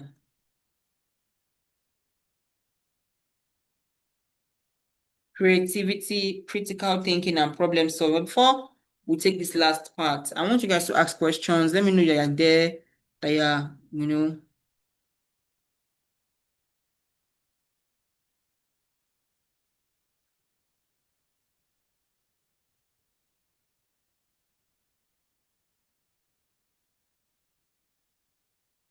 any questions so far, any acknowledgement of understanding, anything you can relate to, anything that was a eureka moment.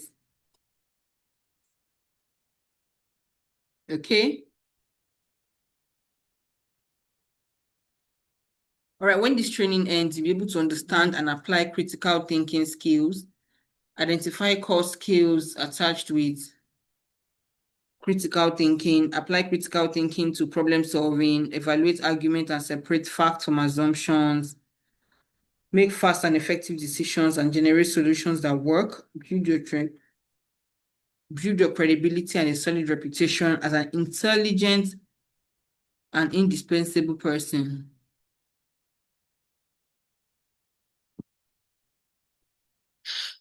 For creativity, we all know that we operate in a highly competitive global environment, especially with the future of work in hand. And now AI, creativity is crucial in the workplace. It's creativity that keeps organizations moving forward with fresh new ideas and innovation. And this encompasses more than new products or services. It includes enabling efficiency and productiveness. Creativity is an attitude to accept change and newness, play with ideas and possibilities, and look for ways to improve things. It is also a process which requires hard work and commitment. If you are creative, it's not like you are creating something out of nothing, or you can generate new ideas, you can apply new ideas, you can rejig things. Innovation, on the other hand, is the implementation of a new or significantly improved product. All right, so this is what innovation means, the act of turning new and imaginative ideas into reality.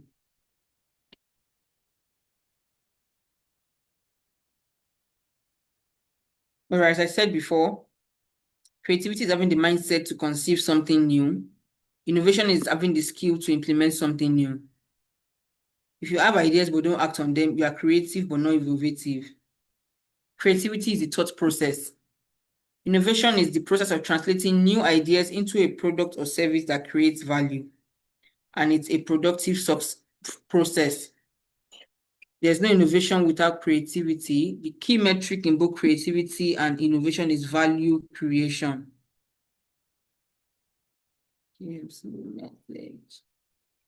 Is there a better advantage to physical interview to virtual? So I won't say there is, because anything can affect both physical and virtual interview.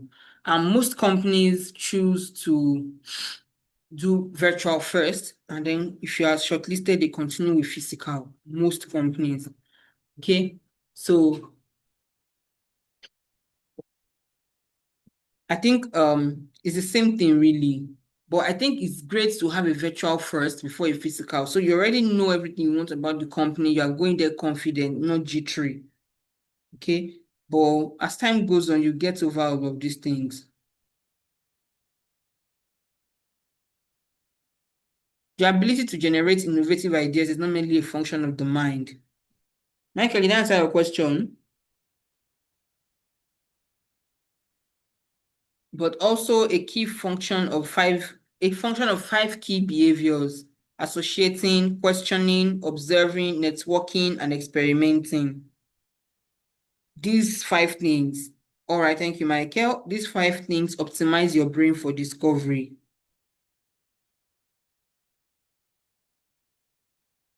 Habits of highly creative people. Because I know habits of highly effective people, so I thought maybe it was a mistake, but it's not. Mindfulness, they question everything, they're curious, they experiment.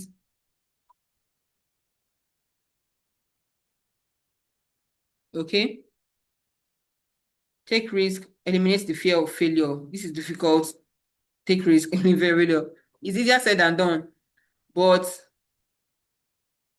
you need to be able to, you know, as Clementina said in the phase one, self-talk. What are you saying to yourself? How are you affirming yourself? All of these help with self-reflection. They help with, eliminating the fear of failure. Timothy said, how can one deal with a toxic workplace? Not in terms of the company, but with regards to work colleagues and direct reports. Unfortunately, this is very difficult. But what you can do, Timothy, is make sure that it is documented. I know that it may be difficult so that you don't be witch-hunted or they don't make life more difficult for you. But I think and I know that it's very important to document whatever you're experiencing. Because you said it's not the company, it's work colleagues and direct reports, it will be very easy for them to make it seem like you're overreacting or you're the one at fault if you don't document. So what you can do, if you don't want to, you should send an email to maybe HR to say this is what you're experiencing and you've tried to bear whatever. They can call the line manager to order to send them an email and put them on a correction plan or course. But you also need to determine how much more you can take. So you know whether to start looking for another job or start you can bear it. Also, there may be a point of standing up for yourself politely and letting whoever it is know that you don't stand for that. Okay.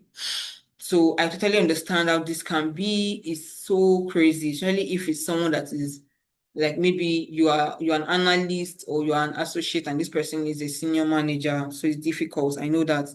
But you need to be able to document what you're going through so that the HR team can step in. If you can't speak to the person, let the HR team step in and do the talking. I hope you understand. And I hope I answered your questions. I've actually done it like this before. That's why I can speak to this. Okay. Yes, creativity can be learned. All right, critical thinking. Let's see. Thank you, Timothy. You're welcome. So critical thinking is the ability to think clearly and rationally about what to do or what to believe. When you are thinking critically, you engage in reflective and independent thinking in order to make sound judgments. And Albert Einstein said we cannot solve our problems with the same thinking we used when we created them.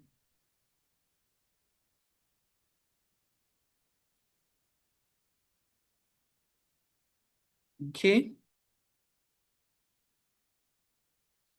Who is a critical thinker? You are willing to challenge the status quo. You are open-minded. We spoke about this in mode one. You need to be open-minded. Someone that is self-aware is actually open-minded. Also, there's some behavioral styles that being open-minded actually works for you. You need to be an active listener. We spoke about active listening. That's a core skill everyone needs to have, not only for your workplace, for your relationships, for your family. Active listening is a core skill. You need to be aware of common thinking errors. Critical thinkers don't allow their logic and reasoning to become clouded by illusions and misconceptions.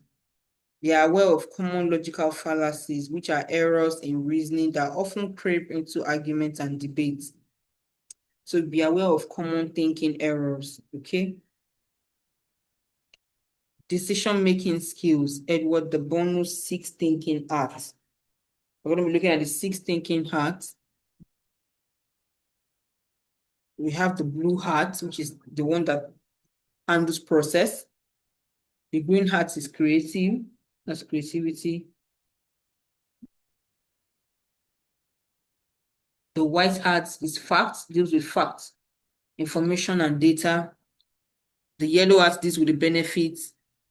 The red heart is feelings, your intuition, your gut instinct. Then the black heart is caution. What are the risks? What's, how is it going to be a fallback? So these are the 6 thinking hearts. And at every point in time, we are employing one or the other of these thinking hearts. Okay?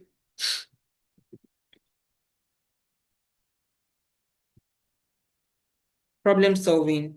If you ask anyone in the workplace if problems are part of their day and they answered yes, but how many of us have had training in problem solving? We know it's a critical element of our work, but do we know how to do it effectively?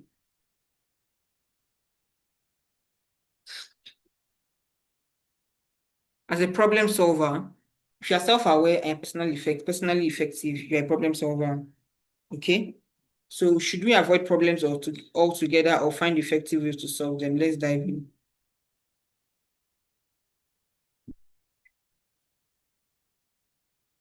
Sorry, we'll close out in the next 2 minutes. I know that time is a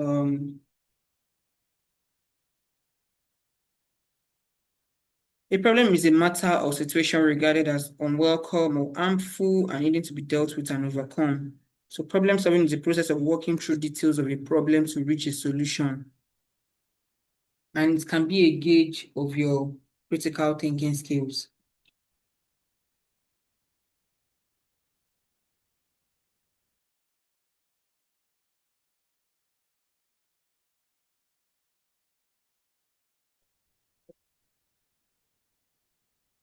Approaching problems. There are ways people approach problems. You can stall or delay until a decision is no longer necessary or until it has become an even greater problem, which is harmful. If you're a self-aware person, you know that stalling is not going to help you. You can make a snap decision off the top of your head with little or no thinking or logic, which is also harmful because this means that you didn't think critically. Or you can use a professional approach and solve problems based on sound decision-making practices. So you look at the pros and the cons, and you meet somewhere in the middle. Okay? These are the 4 steps to problem solving. You define the problem, you generate new ideas, you implement and evaluate. You define the problem, you generate new ideas, you evaluate and select solutions, then you implement and evaluate. So problem identification, here you identify the problem. You know there's something happening, it exists. We're focusing on the root cause. Idea generation, what are the solutions to this thing? Okay, what can we do? Brainstorm with your team, if it's your family too. Okay, this thing has happened. Okay, it has happened. How do we resolve it? It might be an unorthodox response or something that's outside the box. But you must be ready to think critically about it and solve it. Selection of ideas. Whatever problem you had, you need to have a plan on resolving it. Implementing it, you need to implement what you've planned already. That solution that you have picked out and you have fleshed out, you have decided that this is what you wanted to do, you need to carry it out so that every issue is resolved. In summary, creativity is the ability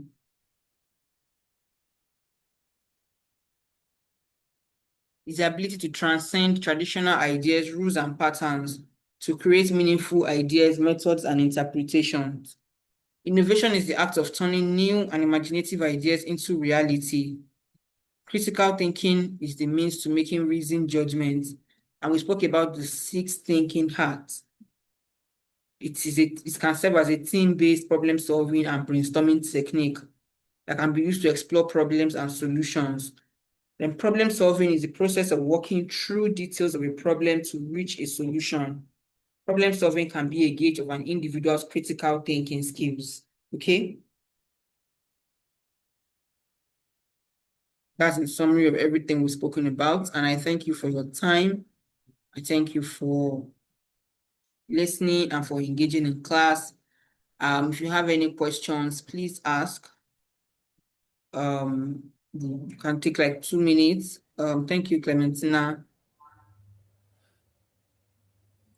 Thank Also, do you. not forget to take your inline test. But if you have questions, please ask.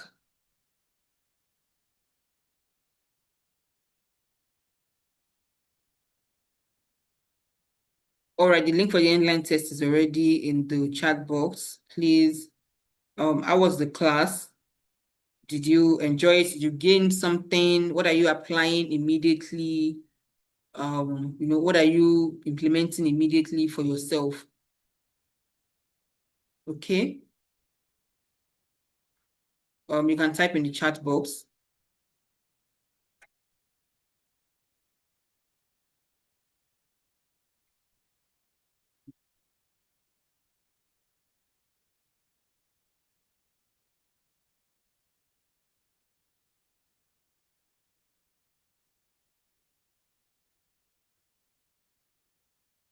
What will you stop doing? Okay, action plan. All right, the Propel team already has something. What will you stop doing? What will you continue to do?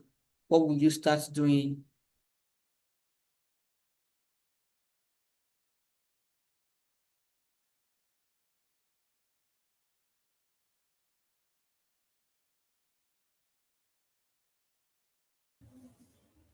Thank you, Temilade. Thank you, Clementina. Please, guys, let's give our facilitators today a round of applause. Let's just react with a clapping emoji. I just dropped the link for the endline tests on the chat box. Please take the test. It is very important. It will qualify you to get the certificates, and the certificates can also help you in getting a job, position you in the job market, and also you can add it to your CV. So please, once you complete the test, please just type down in the chat box.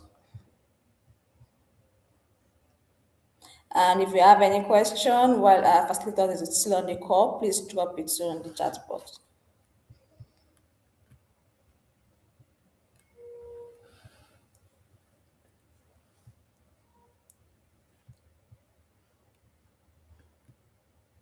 And you can join the alumni group, the link shown on your screen, www.bit.ly JPM alumni. You can also join the group just to stay updated for future updates.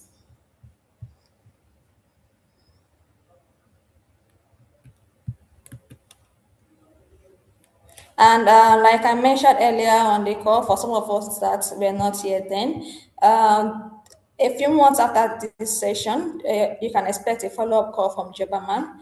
The call is just to help us track your progress and also to understand the impact of this soft skill training in your professional lives. So please take the endline test. I'm going to send the link again.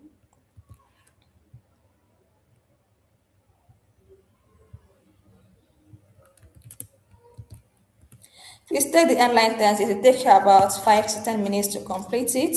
Then once you complete it, just type done so we can know that you've completed it.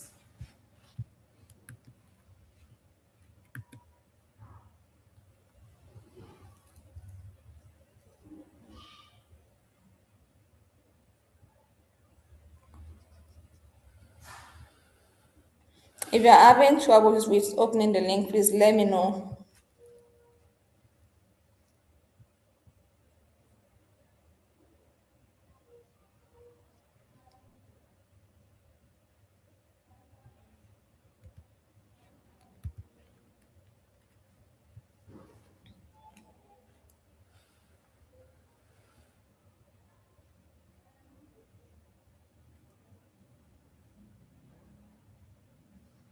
Please ensure that you take the test so as to be able to qualify for your certificate.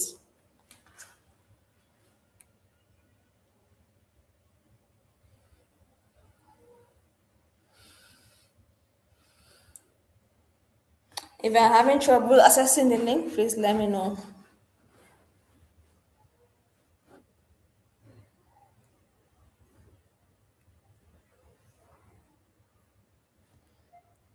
Sending the link again.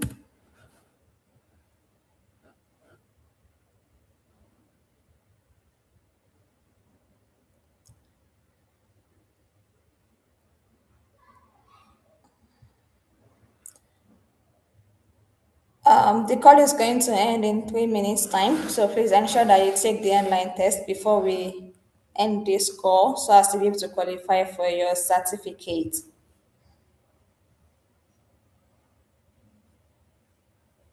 Once you've completed, just type done. It takes about 5 to 10 minutes to get it done.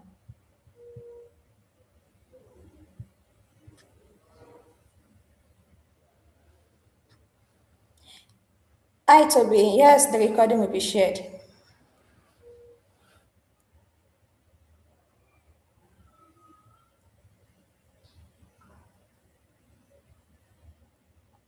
Oh, you're welcome.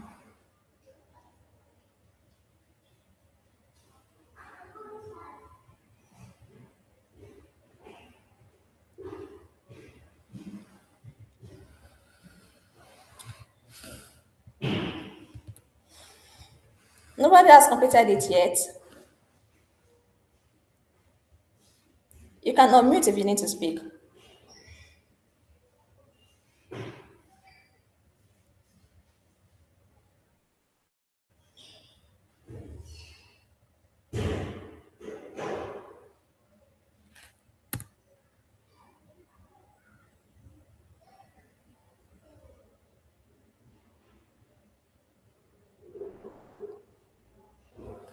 Please ensure you take the online test to qualify for your certificate.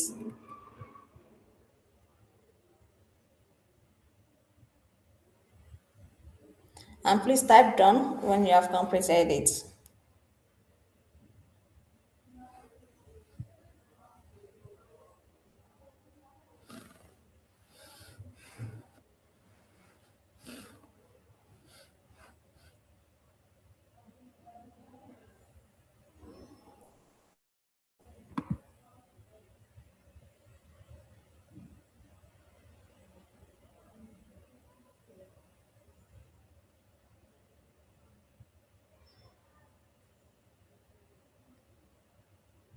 Is the headline test difficult? Nobody has typed done yet.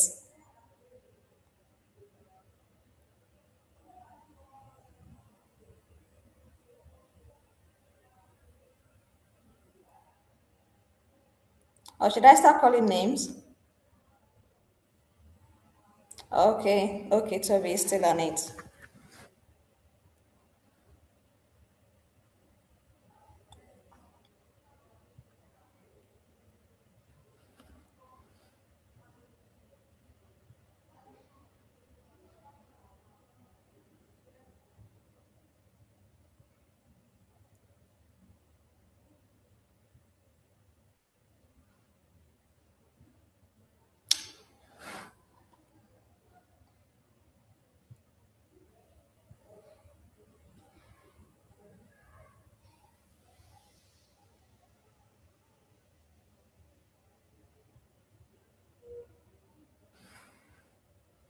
Wow, well done, Michael. Good job. Well done.